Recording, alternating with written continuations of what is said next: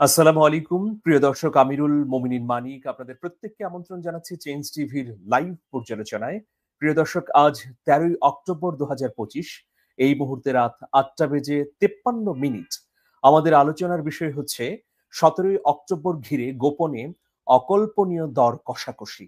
প্রিয় দর্শক, আপনারা সবাই জানেন যে 17ই অক্টোবরে এই অন্তর্বর্তী সরকার জুলাই সনদ ঘোষণা করবে। এই সনদে স্বাক্ষর করবে বিপ্লবের বা গণ অভ্যুত্থানের পক্ষের রাজনৈতিক দলগুলো। এইরকম পরিস্থিতিতে একটা প্রশ্ন সামনে এসেছে যে সত্যিকার অর্থে সবাই কি একমত হলো এই জুলাই সনদে? আমরা জানি যে 3 মাসেরও অধিক সময় ধরে 30টিরও বেশি রাজনৈতিক দল আলোচনা করেছে, সমঝোতায় আসার চেষ্টা করেছে। জাতীয় ঐক্যমত্য কমিশন ধারাবাহিকভাবে আলোচনা করেছে।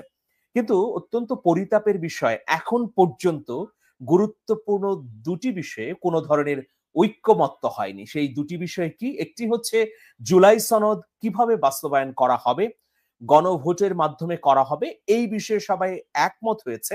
কিন্তু সময় নিয়ে আবার দ্বিমত তৈরি হয়েছে যে এই গণভোট কি মধ্য ফেব্রুয়ারিতে যে জাতীয় সংসদ নির্বাচন হবে সেই সঙ্গে হবে কিনা, অথবা ফেব্রুয়ারির আগে হবে কিনা।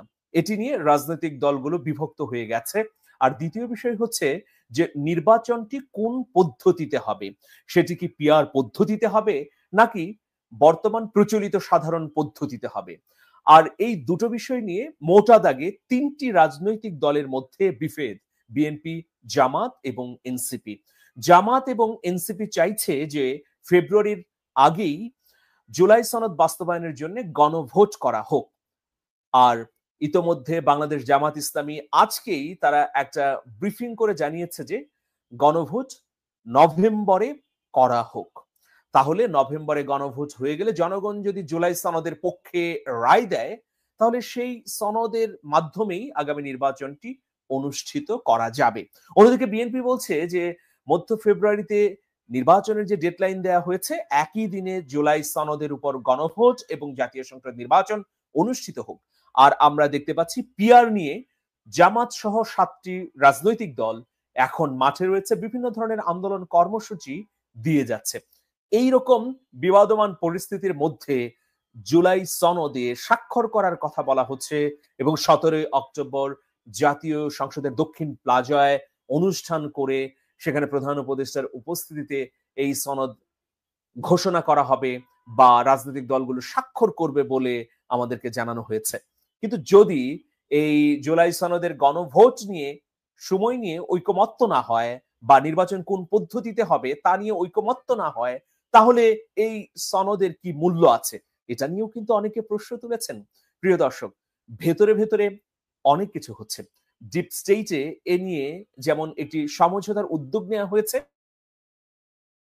নিজেদের প্রয়োজনে নিজেদের মধ্যেও উদ্যোগ গ্রহণ করেছে। কি উদ্যোগ? এরকম শোনা যাচ্ছে যে যদি জুলাই সনদের এই গণভোটটি জাতীয় সংসদ নির্বাচনের আগে অর্থাৎ নভেম্বর, ডিসেম্বর বা জানুয়ারিতে করার জন্য বিএনপি একমত হয়, তাহলে নিম্ন কক্ষে পিয়ারের দাবিটি জামাত ছেড়ে দেবে। মানে দুপক্ষই একটা মাঝামাঝি অবস্থানে এসে একমত হতে চায়। সেই জন্য অনেক বিশ্লেষক বলছেন বা আমরা বিভিন্ন সূত্র মারফত খবর পাচ্ছি যে বিএনপি, জামাত এবং এনসিপি এই 3টি রাজনৈতিক দলের মধ্যে একটা ঐক্যমত্য তৈরি করার চেষ্টাও চলছে। আপনারা জানেন যে নাগরিক ঐক্যের সভাপতি মাহমুদুর রহমান মান্না, যিনি ডাকসুর সাবেক ভিপি, তিনিও এই 3টি রাজনৈতিক দলের মধ্যে যোগসূত্র তৈরি করতে কাজ করছেন বলে বিভিন্ন সূত্র মারফত আমরা তথ্য পাচ্ছি। প্রিয় দর্শক, এখন ধরুন এই যে জুলাই সনদের গণভোট নিয়ে যদি কোনো ধরনের ঐকমত্য না হয়, তাহলে একটা জটিলতা তৈরি হবে। সবচেয়ে জরুরি আলাপ হচ্ছে এই অন্তর্বর্তী সরকারের বৈধতা কি। আমরা এই প্রশ্নটি অনেক সময় করছি। দেখুন, একটা গণ অভ্যুত্থানের পর সেই গণ অভ্যুত্থানের সমর্থন নিয়ে যখন সরকার গঠিত হয়, তখন সেই সরকারের বৈধতা হচ্ছে জনগণ। গণ অভ্যুত্থানই হচ্ছে বৈধতা। গণ অভ্যুত্থান, গণবিপ্লব বা এই যে পরিবর্তন যেটাই আমরা বলি না কেন, 5ই আগস্ট 2024-এ জনগণ বুকে রক্ত ঢেলে দিয়ে ফ্যাসিবাদী রেজিমকে পরিবর্তনের জন্য আকাঙ্ক্ষা দেখিয়েছে। এবং আপনারা দেখবেন প্রত্যেকটা দেয়ালে দেয়ালে সাধারণ মানুষ তার মনোবাঞ্ছা বা মনো আকাঙ্ক্ষা লিখে দিয়েছে। একটা কথাই বলি, ধরুন দেয়ালে লিখা আছে যে বিকল্প কে? ফ্যাসিবাদী সময়ে এই কথাটা সবসময় বলা হয়েছে যে শেখ হাসিনার কোনো বিকল্প নেই। কিন্তু জনগণ কি লিখেছে দেয়ালে? লিখেছে বিকল্প কে? প্রশ্নের উত্তর দিয়েছে আমি, তুমি, আমরা। এভাবে একজন রিকশাওয়ালার ছেলেও যেন রাজনীতির মধ্য দিয়ে প্রধানমন্ত্রী হবার স্বপ্ন দেখতে পারে, সেই আকাঙ্ক্ষাও কিন্তু মানুষ বলেছে। একটা কোটা ব্যবস্থা তুলে দেওয়া মানে কি? যে কোনো কোটা থাকবে না, সবার জন্য ন্যায্যতা, সাম্যতা নিশ্চিত হবে। আরো অনেক অনেক কথা জনগণ লিখেছে।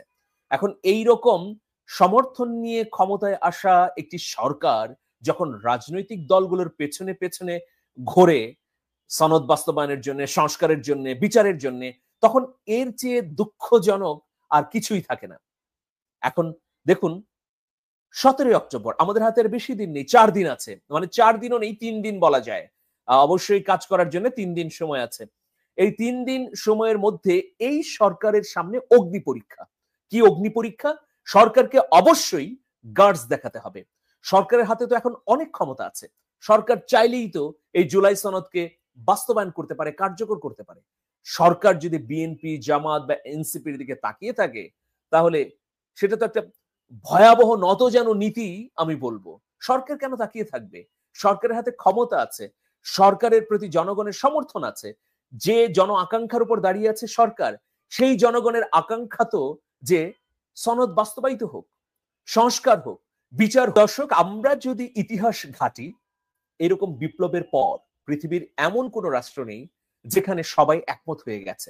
একমত কিন্তু হয়নি। একমত হোক বা না হোক, জনগণের আকাঙ্ক্ষা তো নিশ্চিতভাবে আছে। আর আপনারা যদি একটু দোলাচলতার মধ্যে থাকেন, দ্বিধাদ্বন্দ্বে ভোগেন, তাহলে গণভোট নিয়ে নিন। সংস্কার চাই কিনা, বিচার চাই কিনা জনগণের কাছে জিজ্ঞেস করুন। যদি বিপ্লবের পরেও এই মতদ্বৈততা থাকে, আপনাকে কে বাধা দিয়েছে? আপনি কেন ক্ষমতা প্রয়োগ করতে পারছেন না? ক্ষমতা প্রয়োগ করতে গিয়ে কেন ভয় পাচ্ছেন? কেন আপনি বিএনপির দিকে তাকিয়ে থাকছেন? কেন আপনি জামাতের দিকে তাকিয়ে থাকছেন বা এনসিপির দিকে তাকিয়ে থাকছেন?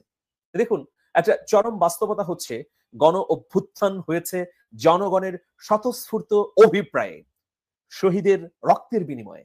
এই গণ অভ্যুত্থানের পর যারা ছাত্র সংগঠক ছিলেন, তারা সবচেয়ে বড় ভুল করেছে রাজনৈতিক দলগুলোর পেছনে পেছনে হেঁটে একটি অন্তর্বর্তীকালীন সরকার গঠন করে। তাদের সামনে সুযোগ ছিল একটি বিপ্লবী সরকার গঠন করার।